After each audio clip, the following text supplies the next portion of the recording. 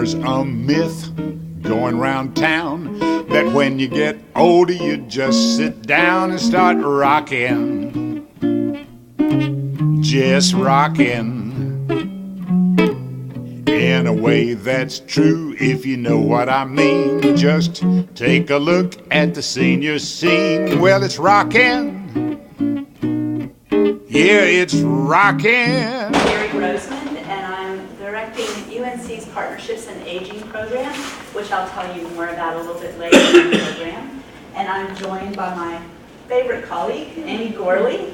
Amy is the Vice President of Outreach and Strategy at Carolina Meadows, and we have run the same circles now for many, many years.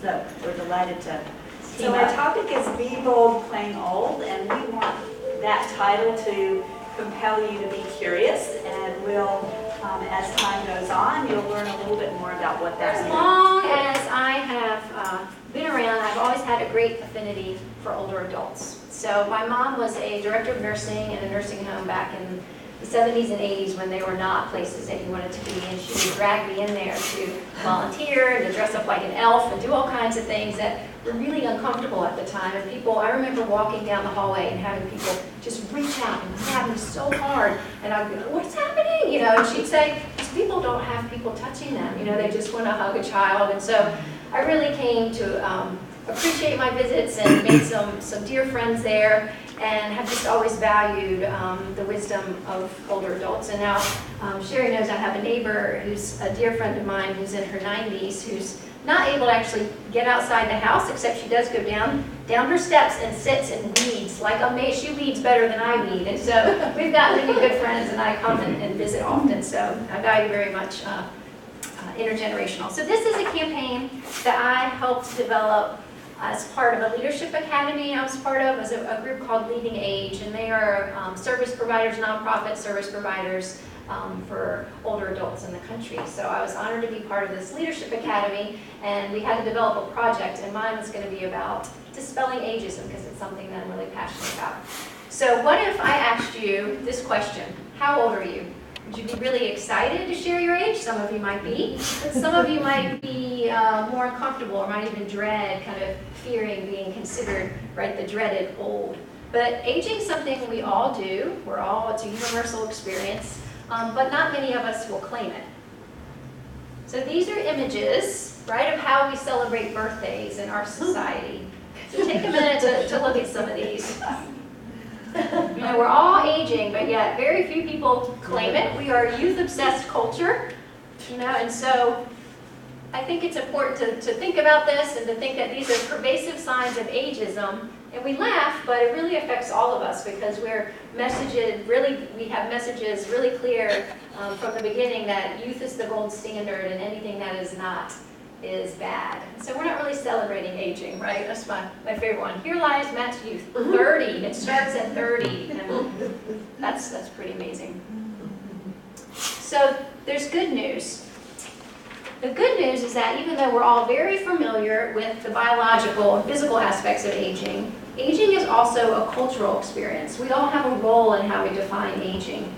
As we share, the dominant culture of our Western culture is youth, right? Youth, youth, youth. There's $1 billion industry trying to make you think that you need to be young, and they want you to buy X and Y to be that way.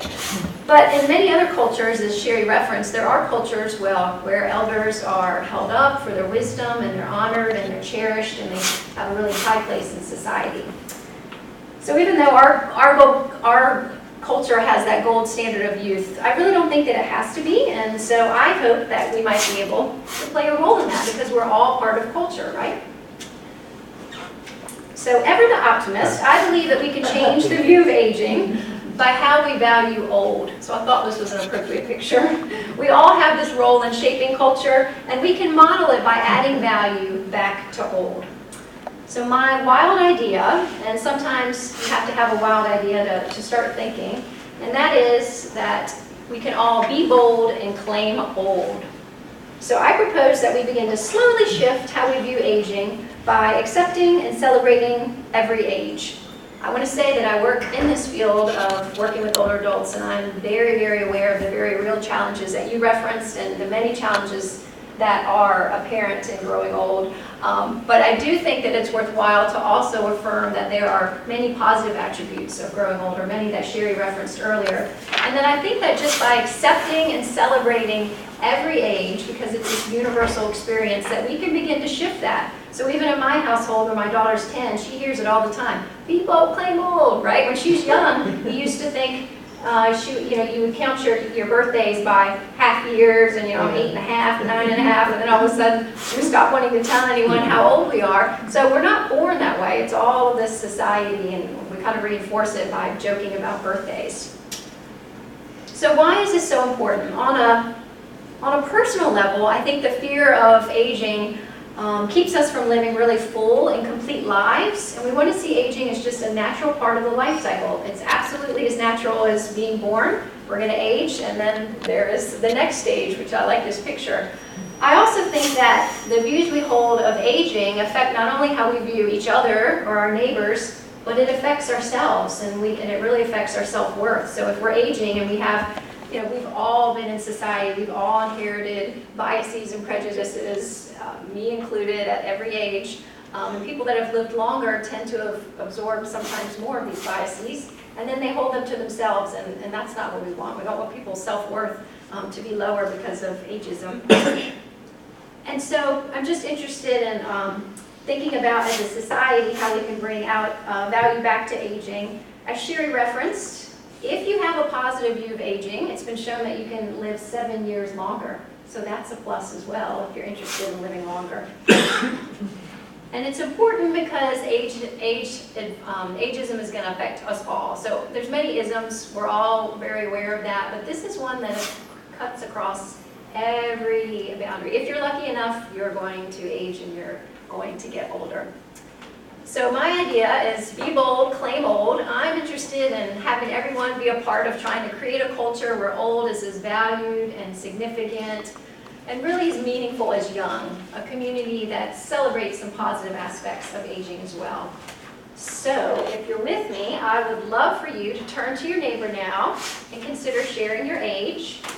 Cherie's already shared hers, 61. I'm 45. I'm one of those 40-year-olds that's having the tough part of life. And then turn to your neighbor if you're interested in sharing your age. Okay, I'm 70.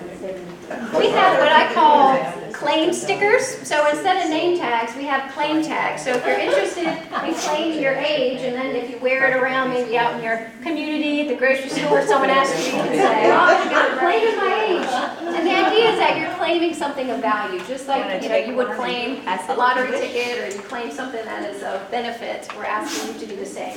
So if you're interested, we're going to pass around some Sharpies. Stickers coming. We can put one over here. So we would love just to talk for a minute about some of these bumper sticker sayings, these ways that we all see in society, and some of you picked up a sheet on the way in. When you read these, what are you thinking here as you see some of these? Thoughts?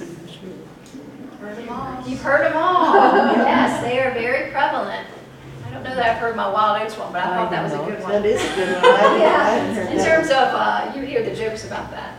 Yes, and my mom's, I'm turning 29 again. She said she turned 29, and now I'm like, I'm 45. You cannot be 29. Like, I have to at least be 50. So I think it's interesting just to think of all the ways that we laugh about it, and that, if we could bring attention to it and awareness to it, maybe we can begin to shift how it's valued.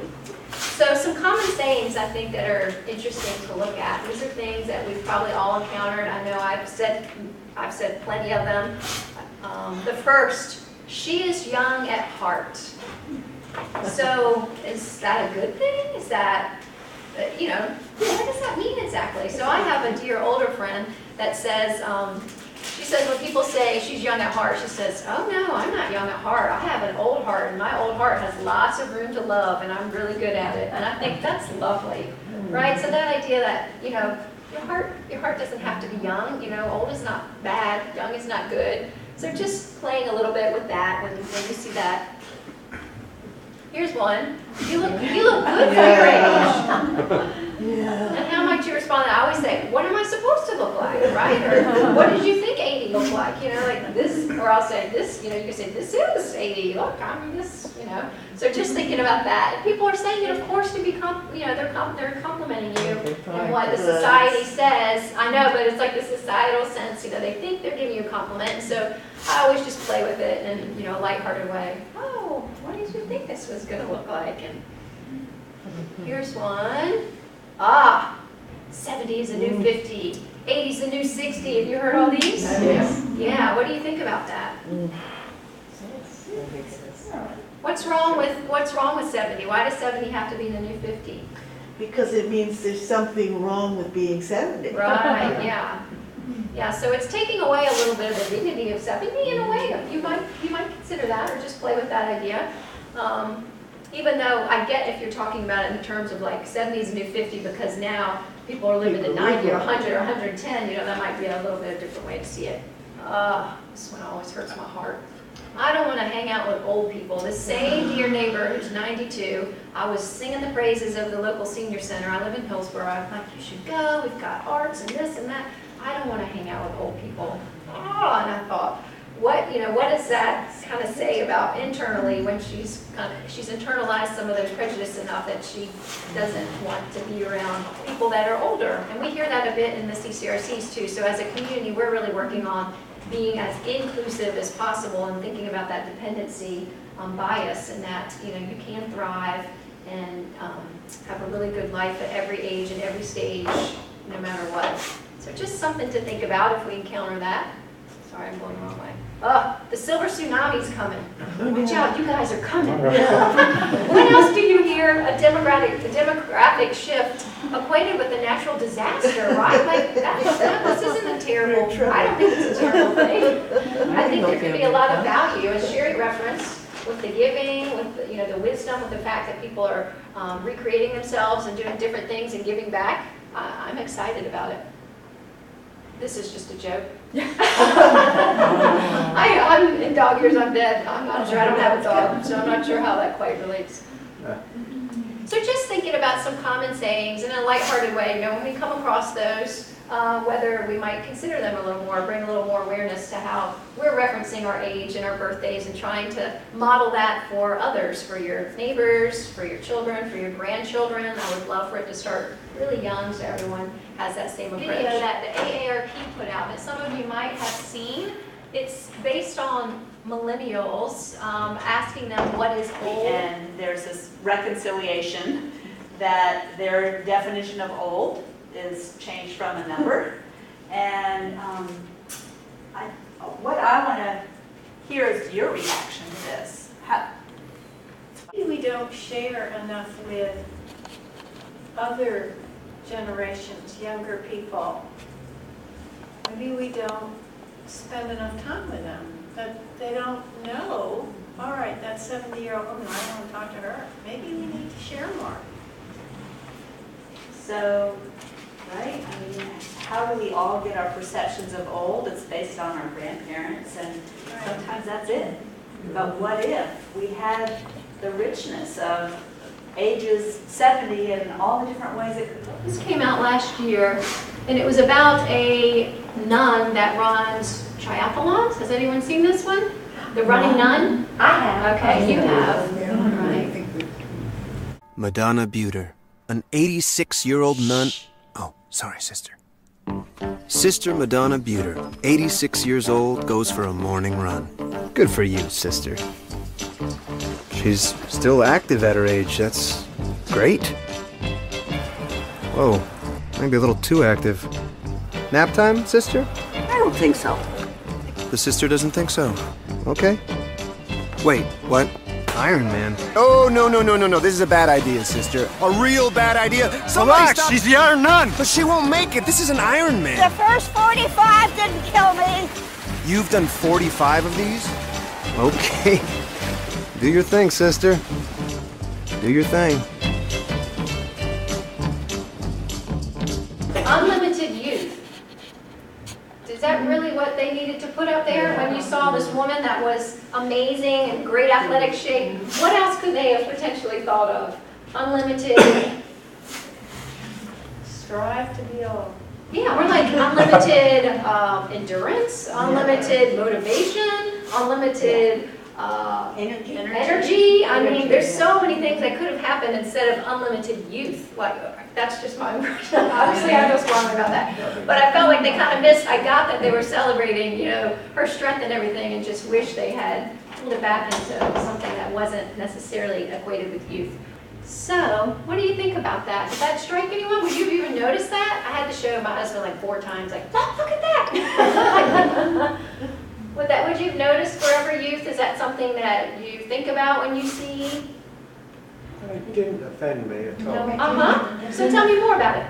Well, I mean, she's obviously very active. Uh-huh. As active as a lot of young people. Yes. So, you know, she's doing her own thing. Uh-huh.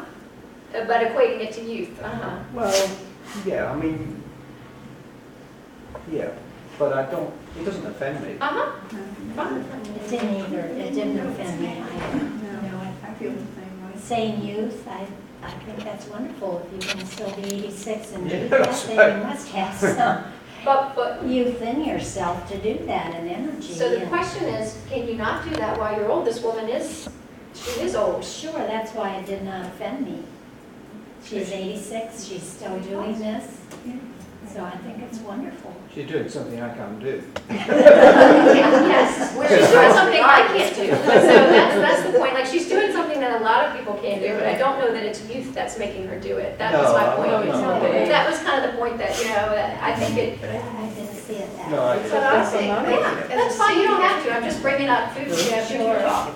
As a senior looking at it, I was so astonished by what you said. I was just thinking, oh, I wish I could do it. I wasn't thinking, oh, I wish I were young. No, I just, oh, I wish I Right. I was thinking I wish I could do that. Now that it's brought Uh-huh. out, but no. it So, didn't bother just me. something to think about, you know, that they're equating her success with this youth. I'm just saying there's a culture that seems to be very youth focused. I think we can agree on that. Sure. The way the media looks at things, I'll read an article in the newspaper and I'll say, elderly woman of 75 was just in an automobile accident. Or, Yes. you know, Yeah. even elderly at 69. And I think, no, wait a minute. Yeah.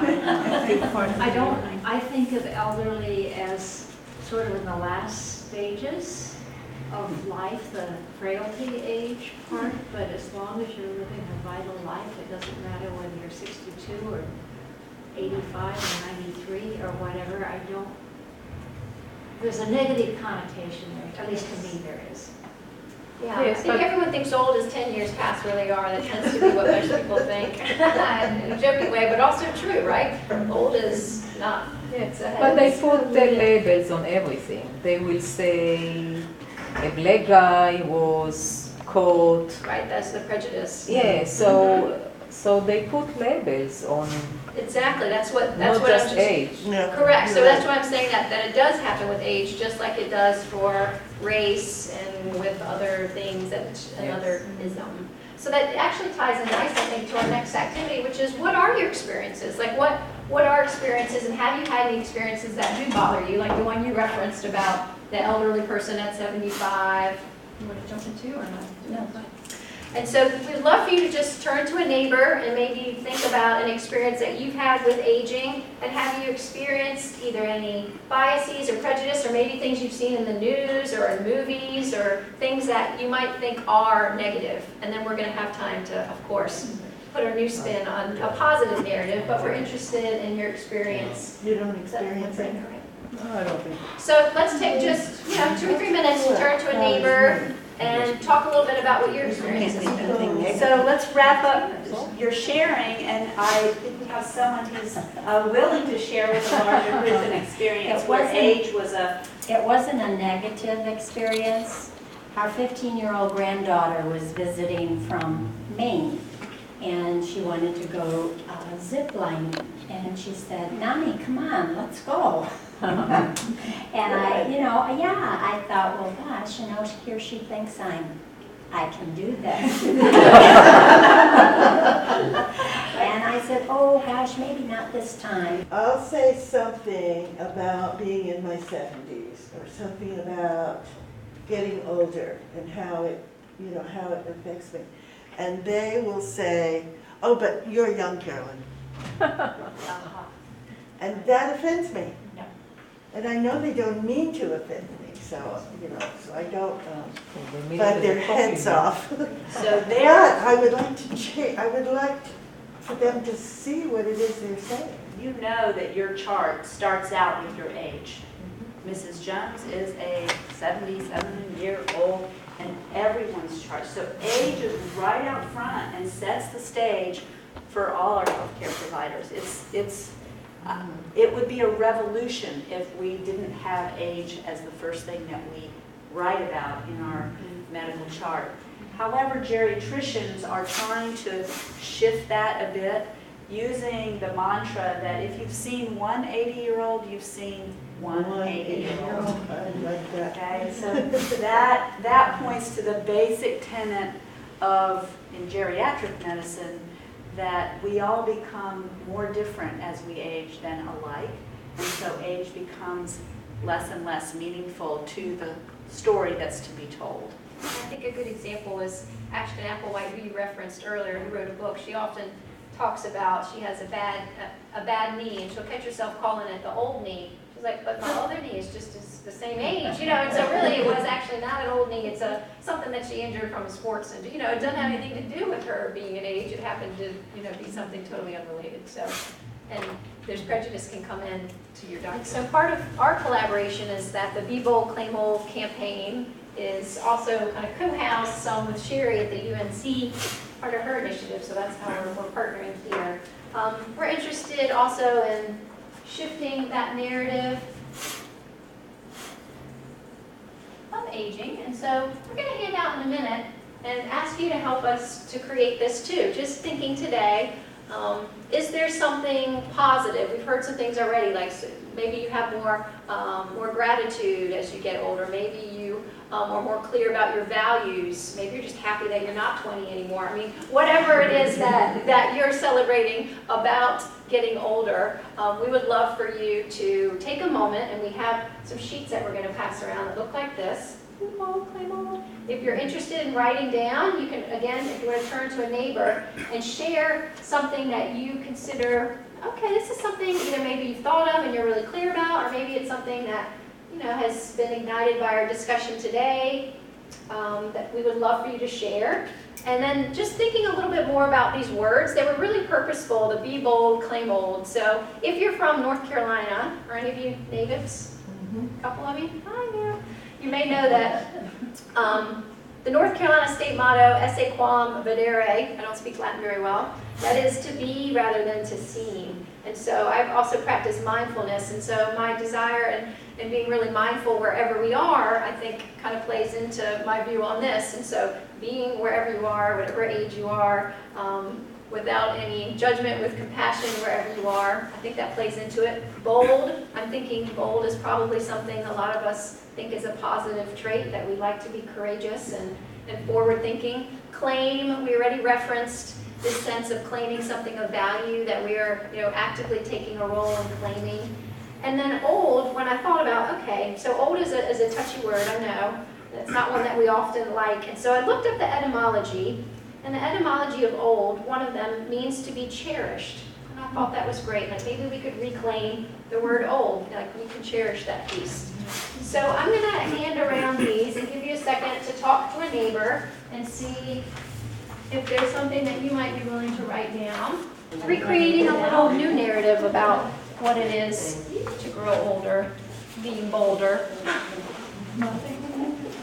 And if you're willing to write something down, There you go. Would you like one? take one of the thick Sharpies. If you're willing, we'd love to take pictures so that we can start building this new narrative based on people's experience. And I can show you, we did this at my community with some of our board members, and here's some that were shared. This is a friend, Don Stedman, some of you may know him, he's from UNC. He wrote, I get to do what I really want to do, and I don't worry about it. That's what his value is, and he finally has time. This woman was saying her priorities are really clear now that she's in her 60s. She's clear on what it is she values. And this is a dear friend, Mauritian, saying that you know, she values that. She wants her calendar to always stay full, and she's able to do that through things she likes to do. So, all right, is anyone willing to share what they wrote down with our neighbors here? Models. Mine is, I don't sweat the small stuff. I appreciate as I'm getting older, I've become more clear on what's important and what's not. I'm more clear every day. And I am increasingly not afraid to speak out when I see something going awry. Anybody else? There we go. All the people that I wanted to impress are dead. I'm getting a picture of that one. I have a good friend who always says to me, no one's the boss of me. Oh, No one's the boss of me. Liberation. Anyone else, Will? Yeah, I am looking to be able to share my experiences with people. Yes. I like having doors held for me. I like not caring if I'm dressed properly. And I love not having to go to work each day. I listen to the younger group because they have something to offer also. We appreciate very much your willingness to enter into this dialogue with us. Really, it's just an opening conversation, you know, to bring awareness to something and to bring that curiosity, that sense of kind of exploring in a new way. So I appreciate very much. I'm honored to get to be here and to hear what you all think about this idea and just in general your viewpoints. So I appreciate being a part of this. And I am so grateful that we could gather, that we can have a frank discussion, and that this isn't the end of the conversation. I hope you'll go back and talk about this around your own dinner tables. Sure. And thank you. If you're willing, we'd love to take your picture with your sign. There's a myth going round town that when you get older you just sit down and start rocking, just rocking. In a way that's true if you know what I mean. Just take a look at the senior scene. Well, it's rocking. Yeah, it's rocking. We're pulling our weight, learning the code, clicking our heels, sharing the load, and every so often we're hitting